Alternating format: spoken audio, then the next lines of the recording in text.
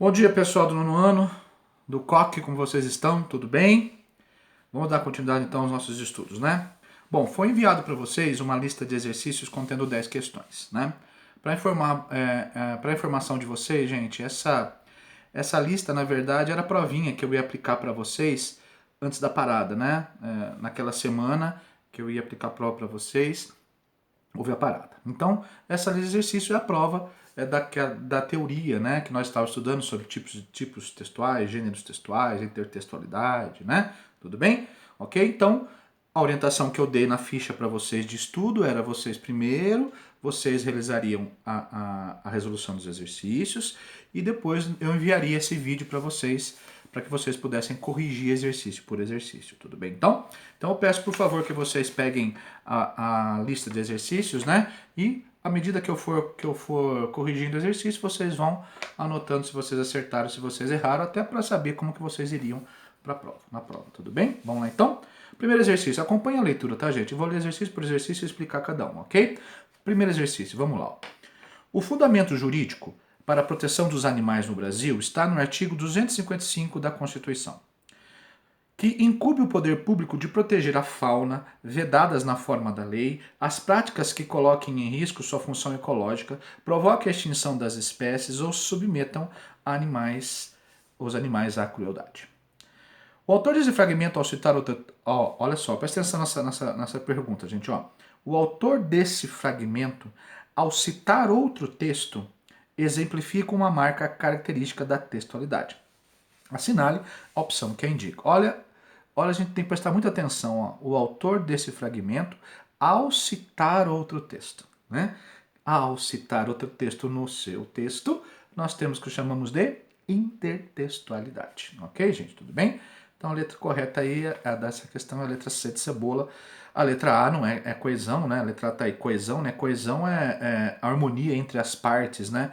De um texto, né, gente? A coesão está preocupada em ligar elementos ligar elemento a outro elemento de um texto, né? São as articulações gramaticais. Isso que é coesão. A letra B, informalidade, está errado, esse texto não é informal, né? Informalidade é quando nós usamos a gramática coloquial, né? Ok? A letra C, que é a resposta na textualidade. A letra D, coerência. Não, coerência é a relação lógica, né, entre as ideias de um texto, né? São as situações ou acontecimentos lógicos dentro de um texto. Então não é coerência. Ok? Então ficamos com a letra C de cebola. Segunda questão. Quais são os elementos de uma narrativa? Lembra aquele macetinho que eu dei para vocês? Elementos da narrativa são 5, né? 5 é o pente, né? O que é o pente mesmo, gente? O pente, ó. Pente. P, personagem. E, de espaço. N, de narrador, né? T, de tempo. E E, de enredo. Pronto. Daí a resposta aos 5 elementos de uma narrativa, questão 2. Terceira questão. Partindo do pressuposto de que um texto estrutura-se a partir de características gerais de um determinado gênero, indique os gêneros descritos a seguir. Bom, tem as alternativas lá, né, gente? E a gente vai tentar indicar, número 1, com qual relação, sucessivamente. São 5 afirmativas. A gente vai ter que relacionar uma por uma. Vamos lá. Ó. Número 1. Tem como principal característica transmitir a opinião de pessoas de destaque sobre algum assunto de interesse. Algumas revistas têm essa seção dedicada a esse gênero. Ó, gente, é opinião de pessoas em destaques, né, sobre algum assunto de interesse. E está dizendo que as revistas têm uma seção dedicada a esse gênero. Pelas alternativas que a gente tem aqui, ó, a letra A é o texto instrucional, não é o texto instrucional, né? Texto instrucional é outra coisa, ok? Aquele que instrui, né? Ou de uma forma coercitiva, ou de uma forma de orientação, né? Um dos dois. Carta, até que pode ser, porque pode ser carta do leitor ou carta. Ainda tá, vamos aceitar. A letra C, entrevista, pode ser. A letra D, entrevista, ok. E a letra I, institucional. Então nós ficamos lá por enquanto entre a B, a C e a D. Acompanha ali, tá bom? Segundo, ó. Segunda afirmação. Caracteriza-se por apresentar um trabalho voltado para o estudo da linguagem, fazendo de maneira particular, refletindo o momento, a vida dos homens através de figuras que possibilitam a criação de imagem. Olha só, gente. Estudo da linguagem, através de figuras, criação de imagens, né? Isso o que é, gente? Isso é um poema, ok? Poema. Então, ó, ficamos lá, já fechamos então com a alternativa C de cebola, ok? Mas vamos ler o resto? Olha só. Terceira é crônica, vamos ver se é mesmo? Gênero que apresenta uma narrativa informal ligada à vida cotidiana e sua principal característica é a brevidade. Lembra que eu falei a palavrinha mágica de crônica é cotidiano e brevidade, ok? Então, 3 realmente é crônica. 4, vamos ver o que é o 4. Linguagem linear e curta, envolve poucas personagens que geralmente se movimentam em torno de uma única ação, dada em um só espaço, eixo temático e conflito. Suas ações encaminham-se diretamente para um desfecho. Nós estudamos em sala, gente, a diferença básica, né, entre romance, conto e novela. Lembra que nós falamos lá, né? Romance é um gênero mais longo, mais extenso, com vários personagens, vários núcleos narrativos, né? O tempo ele pode ser de anos e anos e anos, né? Aí nós vimos que o conto é o romance, mas bem reduzido, né? Então você tem, de repente, um único espaço, um único tempo, né? Um único núcleo narrativo, quer dizer, você encurta bastante o que tem no romance, né? A novela fica entre o romance e entre o conto. Então, a 4 é conto, tá? Quinto, esse gênero é predominantemente utilizado em manuais de eletrodomésticos, jogos eletrônicos, receitas, rótulos de produtos, entre outros. Então, esse aqui, que texto é esse mesmo? Que tipo de gênero textual? Que tipo textual é esse, gente, né? É o injuntivo ou instrucional que a gente chama, né? Tudo bem? Ok? Então, ficamos realmente a terceira questão com a letra C de cebola. Ok, gente? Quarta questão. Cite quais os 3 tipos de leitura que analisamos nas aulas. Para cada tipo de leitura, estabeleça uma palavra-chave que possa distinguir um tipo do outro. Vamos lá então. Nós estudamos os 3 tipos de leitura, né? Nós estudamos a leitura recreativa, nós estudamos a leitura assimilativa e nós estudamos a literatura crítica, né? A leitura crítica, tá ok, gente? 3 tipos de leitura, tá ok? A leitura recreativa, ela é relacionada ao lazer. Então, recreativa, palavra-chave, lazer. A leitura crítica é relacionada ao debate de ideias, tá? E a leitura assimilativa é relacionada ao quê? Ao estudo aprofundado do texto, do tema que está sendo exposto. Ok, gente? Então tá respondido essa quarta questão aí, ok? Quinta questão, vamos lá, ó. Sobre os tipos textuais, é correto afirmar, exceto. Então ele quer incorreta. Vamos lá, tipos textuais. Letra A. Os tipos textuais são caracterizados por propriedades linguísticas, como vocabulário, relações lógicas, tempos verbais, construções frasais. Sim, exatamente, né, gente? O tipo textual é mais caracterizado por essas relações linguísticas, né? Ok? Então tá certinho. Tipo textuais, relações linguísticas. Ok.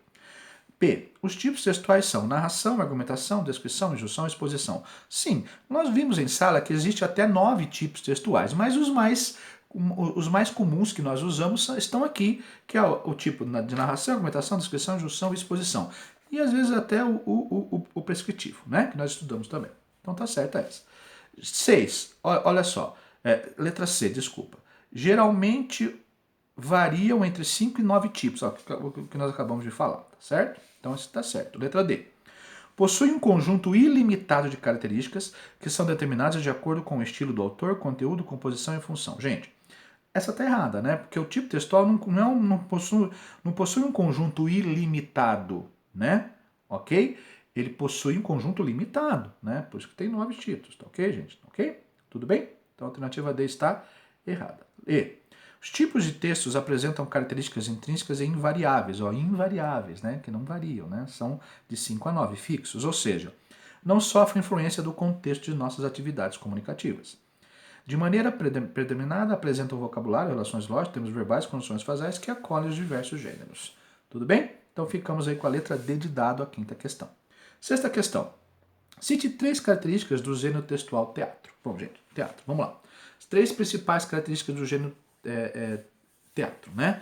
Primeiro, é um gênero que apresenta exclusivamente o diálogo. É um gênero dialogal, ok? Tá? Segundo, não apresenta um narrador propriamente dito, tal como o romance apresenta, né? Ok? Então o teatro não tem um narrador propriamente dito, ok? Terceira questão. Terceira característica, gente, o teatro ele apresenta orientações cênicas no meio do seu texto, no meio da fala do personagem ou até no início da fala, né? E essas orientações cênicas, vocês lembram lá, elas vêm entre parênteses, que é aquele tipo, sentado, né? Ó, orientou. O que são essas orientações cênicas? É quando o diretor do teatro que vai montar esse teatro, que vai apresentar esse teatro, né? Ele vai ler essas orientações e passar para os atores, né? Eu posso até dizer uma quarta característica, né, do gênero textual teatro. Esse gênero é feito exclusivamente, não exclusivamente, mas ele é feito com o objetivo principal de representação, né? O teatro, quando está na prateleira, como está aqui atrás, olha, é literatura, né? Mas o teatro, ele não é só para a literatura, o objetivo principal do teatro é a representação, tá bem? Então, essas 4 características, pediram 3, eu dei 4, né? Então, texto, gênero exclusivamente dialogal, apresenta orientações cênicas, não apresenta um narrador específico, tal como o romance, e é o objetivo principal do gênero textual teatro, é que ele seja representado, ok? Sétima questão, ó. Sobre um tipo de texto descritivo, é correto afirmar. Então ele quer a correta, né? Letra A, texto descritivo. Sua principal característica é narrar um fato fictício ou não, com tempo e espaço bem definidos e personagens que executam as ações que movimentam o enredo. Isso é texto descritivo? Não, isso é texto narrativo. Então letra A, texto narrativo. Letra B. Sua principal característica é explicar um assunto e discorrer sobre ele. Que tipo? Expor, explicar. Texto expositivo. Letra C. Sua principal característica é contemplar os elementos da narrativa com a caracterização de personagem, de ambiente, para transmitir ao leitor dados significativos sobre os personagens. Certinho, né? Isso é um texto descritivo. Então ficamos com a alternativa C de cebola. A letra D. Por que é errada? Vamos lá. Errada em relação ao texto descritivo, né? Sua principal característica é indicar como realizar uma ação com linguagem simples e objetiva, predomina do modo imperativo. Então podemos falar do texto injuntivo, do texto prescritivo aí, né? Letra E. Sua principal característica é fazer uma defesa de ideias ou de um ponto de vista do autor. A linguagem é predominantemente persuasiva e denotativa. É um texto, então, argumentativo, a letra E, ok? Então ficamos com a sétima questão, alternativa C de cebola. Oitava questão. Vamos ler a oitava questão? Sigam então. Pegue 2 medidas de estupidez, junte 34 partes de mentira, coloque tudo numa forma untada previamente. Com promessas não cumpridas. Adicione a seguir o ódio e a inveja, as 10 colheres cheias de burrice, mexa tudo e misture bem. E não se esqueça, antes de levar ao forno, temperar com essência de espírito de porco, 2 xícaras de indiferença e 1 tablete e meio de preguiça. Ok? É uma canção chamada Anjos do Legião Urbana, né? Do grupo Legião Urbana. A letra da música Os Anjos de autoria de Renato Russo apresenta elementos que a identificam como o seguinte tipo textual. Gente, é uma letra de música, é um gênero textual música, né? Mas dentro do gênero textual música eu posso ter qual o principal tipo de texto que nós temos aí, né? Que agloba esse título, né? Que coloca esse título. Nós temos o quê, gente? É um texto tipicamente o quê? É um texto tipicamente injuntivo. Por que eu falo que é injuntivo? Não parece uma receita de bolo, né? Ok? O Renato Russo escreve essa música pensando no texto injuntivo, né? Quer dizer, uma receita de bolo. Então é injuntivo, alternativa C de cebola. Tá? Nona questão. Sobre as diferenças entre poesia e poema, estão corretas as seguintes afirmativas. Vamos lá. 1. A poesia, ao contrário do poema, é composta por uma forma estática, a mensagem deve ser elaborada, apresentada a mesma quantidade de versos e estrofes. Bom, primeiramente está falando sobre poesia. A poesia, gente, ela não apresenta uma forma estática, porque a poesia não é um gênero textual, né? Não é uma relação de tipo gênero textual. Não existe essa relação aí, né? A poesia, o que é mesmo que nós discutimos em sala, a diferença entre poesia e poema, né? A poesia, ela está presente em qualquer tipo de manifestação artística, né? A poesia causa catarse naquela pessoa que está vendo uma peça de teatro, que está lendo um livro, que está vendo uma obra de arte, que está ouvindo uma música, né? Que está lendo um romance, né? Um conto, uma crônica, sei lá, né? Poesia tem tudo. A poesia existe até numa relação em que você olha uma flor e você sente uma emoção olhando uma flor. Isso é poesia, né? Então poesia não tem uma estrutura literal, não tem uma estrutura para que ela se transforme em algum tipo de composição estrutural. Isso é poema, né? Então o número 1 está errado, falsa. Número 2. A poesia pode estar presente em paisagens e objetos, enquanto o poema faz referência ao gênero textual. Acabamos de explicar isso, então o 2 está correto. 3. Não existe diferenças entre a poesia e o poema. Ambas as denominações dizem respeito ao mesmo gênero textual. Não.